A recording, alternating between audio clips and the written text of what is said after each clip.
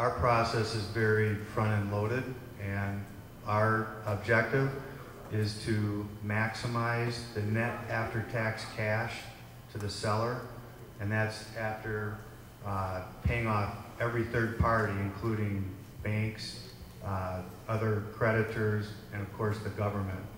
So having a tax strategy before we go to market is a critical part of our process to help maximize the value to the business owner.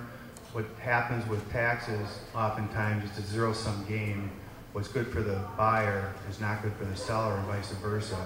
And of course, the buyers are going to try to take advantage of that and make it best for them to the cost of the seller.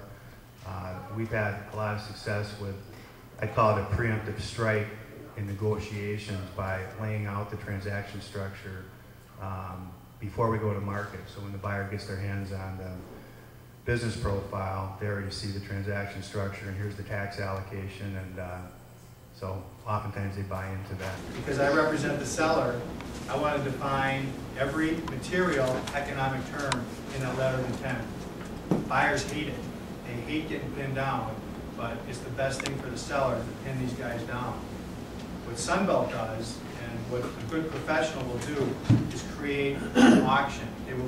They have one business for sale with multiple buyers coming in. So if the first buyer, the incumbent, tries to come in with, let's say, with too much of a discount and wants some big material term change, then we'll say, well, we can do that, except now all of a sudden the target in second place looks a lot more attractive, and you're going to lose your first place position if you really want to do that. Confidentiality is absolutely critical for any business sale. It is detrimental for any company to announce that it's for sale. Its employees freak out. They all think the business is going to get shut down, so they may start looking for new jobs. The competitors can use this again with customers to try to say this company's going out of sale or going out of business. We don't know what's going on. You better jump ship. And vendor relationships. So it can be very damaging if confidentiality is breached that a business is for sale.